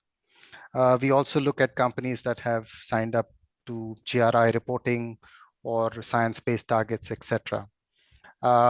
We are pretty flexible. We look at when companies apply to join ESBN, we look at a range of factors, not just what I mentioned, but of course, we are looking for companies that can join and add value to the group, and of course, to champion sustainability-linked initiatives. So I think that's in a nutshell. I mean, there are more details. There's a commitment form to join ESBN available on our website. We can share that in the chat or post this event. I think it was also in my presentation. We had several QR codes. I'd also like to clarify here that what I spoke about is membership to ESBN. We also have the Asia-Pacific Green Deal initiative. There is no membership per se for the Asia-Pacific Green Deal initiative. All companies from the region can sign up to the Green Deal initiative. You can go to the Green Deal initiative website and pledge your support. And once you pledge your support, you will have access to our Green Deal digital platform tool, where you can provide the data as was described in Benjamin's presentation. I take into account the comment from Ms. Kabir on how certain companies may not be able to sign up. We will look into that and take necessary action. Yeah. Over to you, Sudeep. Thank you, Ryan. I think there's one question, just to again go back to this issue of the Green Deal. I think there's a question already. I think, Ryan, you tried to answer, but maybe I think important for also colleagues to know a little bit more. Is the Green Deal only applicable to certain sectors, or can beneficiaries come from all industries in the private sector? I think also, Dr. Riaz made this point several times in terms of the public sector, in the private sector in Bangladesh. Is there anything particular that you'd like to highlight, Ryan, or even Dr. Riaz, please? Sure. Perhaps I can go first. Yes, the Green Deal initiative is open to all private sector organizations. We do not have any restriction by sector, etc. In fact, we would like all companies from different sectors to join the Green Deal and enrich our ESGpedia tool, Green Deal digital platform, so that we can see how companies in the region are performing over a 1 to 5 year period, and how sustainability efforts or efforts at decarbonizing are unfolding in the region. So yes, we invite all companies to sign up to the Asia-Pacific Green Deal. Again, companies that sign up to the Asia-Pacific Green Deal do not have to join ESBN to sign up. Any company can sign up and benefit from our ESGpedia Green Deal digital platform tool. Right? And they can achieve the Green Deal badges that Benjamin mentioned in his presentation. Yeah. Over to you, Sudeep.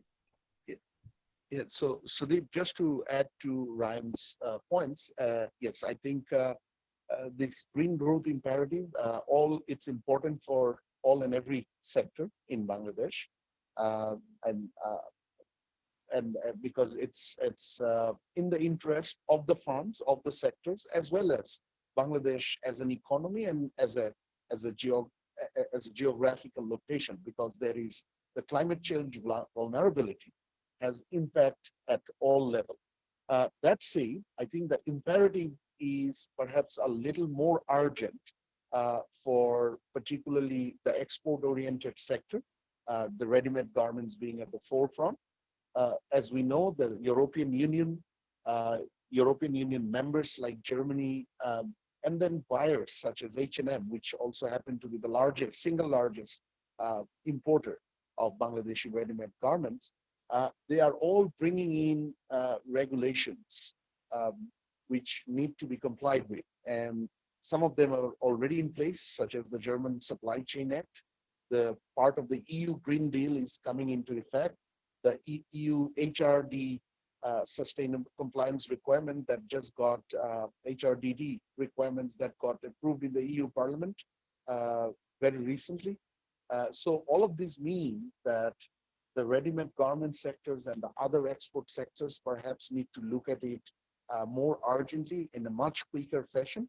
But eventually it is going to be important for all sectors in Bangladesh. We have heard about how the multinationals operating in Bangladesh, how they're already deploying such green transition techniques, which align with the Asia Green Deal principles.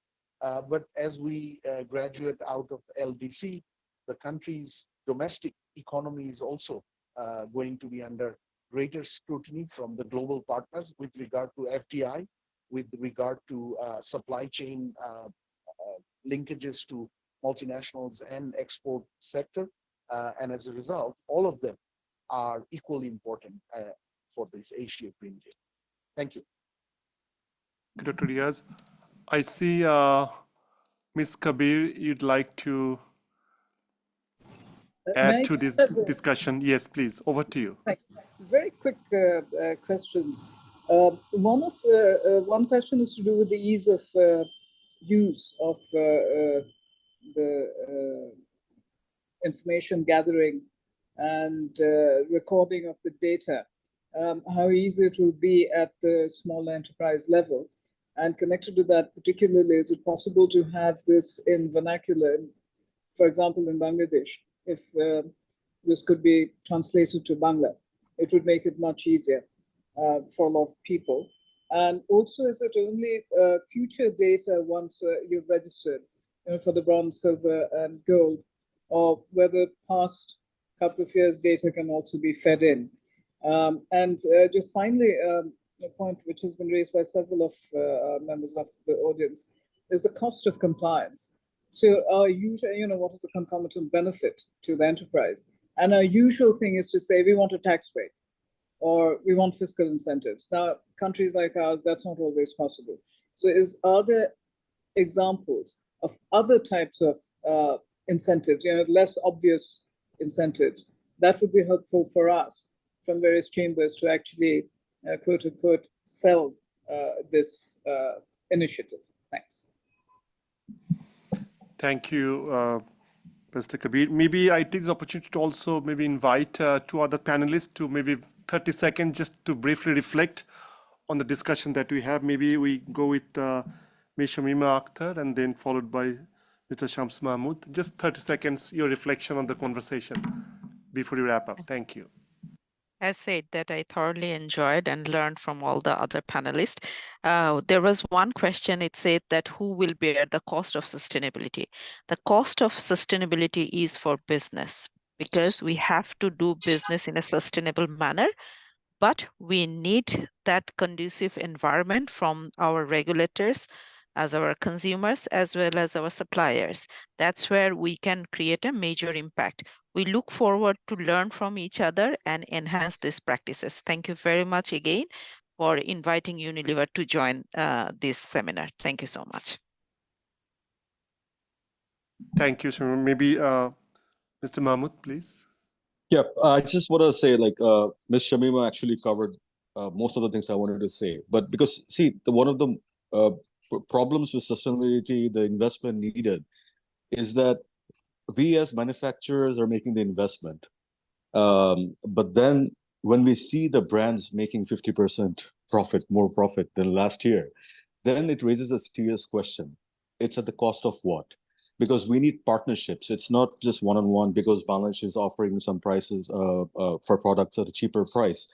They need to build partnerships, meaningful partnerships, long-lasting partnerships. Only then we can actually truly achieve the the goal with all this thing that's needed. So I just want to end on that note. Thank you very much. Thank you, Mr. Mam. Very, very important point on partnership. Before I wrap up, maybe I give some few final words, maybe to our distinguished Executive Council member, ESBN, Mr. Ashim Ibrahim. Some final thoughts? You're very much instrumental in bringing all of us together. So thank you. Over to you. Thank you so much. I think it's been a wonderful webinar. We have seen practical examples of companies like Unilever, wisdom from actually Kabir, and also a very important perspective of sustainability and circularity from Bangladesh RMG sector, which Shams Mahmood very eloquently described from his practical experience. I wish to also thank Dr. Mr. Riaz, Policy Exchange, for hosting this webinar, because when ESBN Secretariat approached me to find the right partner. I thought that they would be absolutely the correct partner to do it. So thank Dr. Mr. Riaz and his team for organizing this whole thing together. And I really wish that because of the number of participants, more than 100 across the 15 nations, I think we'd be able to create some positive impact going forward and hopefully get some more Bangladeshi companies who have been participants here to take part and engage with the initiatives of the ESBN Asia-Pacific Green Deal for business. Thank you. Thank you, Mr. Ibrahim, as always, a great patron of our work. And may I also give some last words to our director, Rupa Chanda, please, and then I'll wrap up. Thank you. Thank you very much, Sudeep. It's been a very, very enriching, very insightful session. I learned a lot. I think the range of issues that we've touched upon, it's not just about specific industry initiatives. We've talked about the financing, the investor community. We've talked about trade and supply chains and external regulations, shocks. So the whole gamut of things. So the real takeaway I have is what has already been said, partnerships. I would say it's really a multi-stakeholder sort of approach that is needed to advance the sustainability journey. It is not that of a single company. It's of governments, regulators, private sector, investors, academia, civil society. And really, that's where we will get more ideas of how the incentives or the regulations and so on need to be evolved to keep pace with many of these developments. I think from our side for ESBN, this is the start of many such webinars and dissemination forums. We are really hoping to do more of this in partnership with our ESBN members. And the value of what we bring to the table can only be enriched by the membership that we have. So the more members we get and the variety of perspectives and voices we get will really make our task much easier and more impactful. So thank you very much for all your time. We really appreciate it. We know you're all very busy. Thank you to Policy Exchange and thank you to Mr. Ibrahim. Really thanks a lot. A lot of work behind the scenes. Thank you, Rupa. I see Ryan, you want to say something, please go ahead. Yes, thank you, Sudeep. Perhaps maybe I'll quickly take the question raised by Ms. Kabir. Maybe there's several parts to that question. I'll leave Benso to answer about the ESGpedia tool and the local language adaptation. But on the question of benefits, Ms. Kabir, as Benso mentioned in his presentation, in some countries, I think in Singapore, in Southeast Asia in particular, there has been a tie-up wherein banks have used the ESGpedia data to provide accessible financing to SMEs or MSMEs. So this is a very country-by-country case, but perhaps maybe we can see if we can involve financial institutions in the conversation and see if such kind of mechanisms can be developed in South Asia, for example. That's to answer your question on benefits to companies. For the others, I'll let Ben come in. Yes, and thank you. Echoing what Ryan just mentioned, I think this collective effort is very meaningful. I mean, I had a lot of pleasure working as part of the ESBN network, where we are able to establish so many collective benefits with financial institutions, corporates, and the SMEs. And to the question about localization, we already have the platform in Thai, Vietnamese, Bahasa Indonesia, and Chinese languages. And the reason about that is because we have these partners. So in other words, I don't speak Bengali, but of course, if we had the opportunity, we want to work with the local corporate sector to be able to translate the entire platform into the local language, just like how we have done it in Southeast Asia. Hopefully, we are able to do it all across South Asia, whereby therefore the local companies are able to find it easy to use this platform, just like in Southeast Asia right now. And the second part of the question about the number of years of data required. Yes, Ms. Kabir, you're absolutely right. We do not need to wait 2 years to have 2 years of data, because we do allow for the latest 2 years of data, so that some companies already start with a goal batch if they already have started to track their data over the last 1 or 2 years. So I think that's an immediate incentive that we could offer. As long as companies have already embarked on it, they could get some form of recognition, and of course the tight benefits accordingly. And also it allows for companies to have a roadmap going forward, where now that I started doing this, on an annual basis, I want to keep going at it on a year-to-year basis to maintain my status. So all of these are, thought and designed with the entire input of the ESBN network. So therefore, we do really want to welcome more such inputs and contributions from, corporate leaders in Bangladesh and South Asia in general. Thank you so much, Ben. I think before I say thank you, I just have one request. So to just improve, our engagements in the future, we do have an evaluation questionnaire. So if you could allow, about 30 seconds of your time, if you could kindly do this QR code and see if you can respond to some of the points that we requested in this questionnaire, that will be really very, very kind of you. So maybe I take 30 seconds of your time and then I just try to wrap up. Thank you. You can just do the QR code with your phone.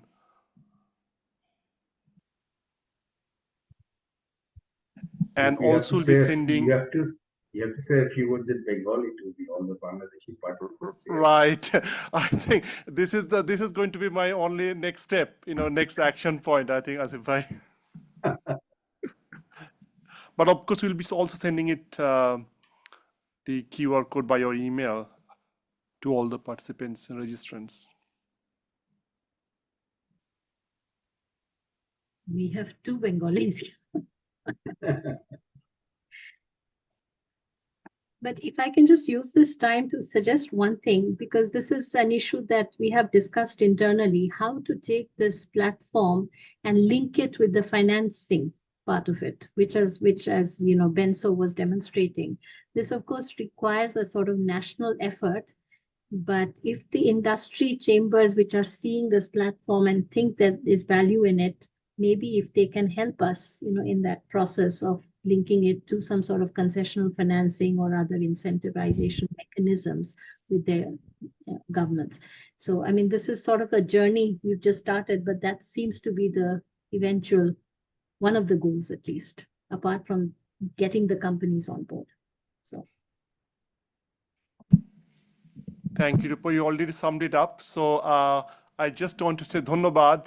Thank you to all of you to really be a part of this journey. I think we really started this journey now together, and with Bangladesh, tremendous success over the last, decades in terms of for economic progress, social prosperity. I think the private sector has been playing an instrumental role, and I think today's conversation really showcased again the importance of the private sector and how we can all bring together this dialogue. Just to kind of have two follow-up points, maybe if you allow me. One, definitely there's an opportunity for us to work much further in this issue of reporting, compliance, and of course, how we use this platform. That's going to be very, very critical. The second point, of course, we talked about in terms of the financing, the investment aspect, which is very critical, especially for the MSMEs. In our reporting, we have shown that over 90% of the sectors in the private sector, they're all coming from the MSMEs. So it's very important that how we work with them. And I definitely see an opportunity for us to do some workshop, capacity building, technical cooperation kind of work, bringing the Chamber of Commerce together with our ESBN partners and patrons. So that will be very, very important for us. And finally, maybe we should actually do a little bit more of this peer learning. There are a lot of things that we can learn from each other. I think Shamim also mentioned very eloquently on this peer learning process. I think this provides an opportunity for this kind of platforms to really utilize that and to create solidarity, as we say, for the 2030 agenda. With that, finally, just to again, share our appreciation to Mr. Asif Ibrahim, our member of the ESBN Executive Council, for his leadership and also to bring us together.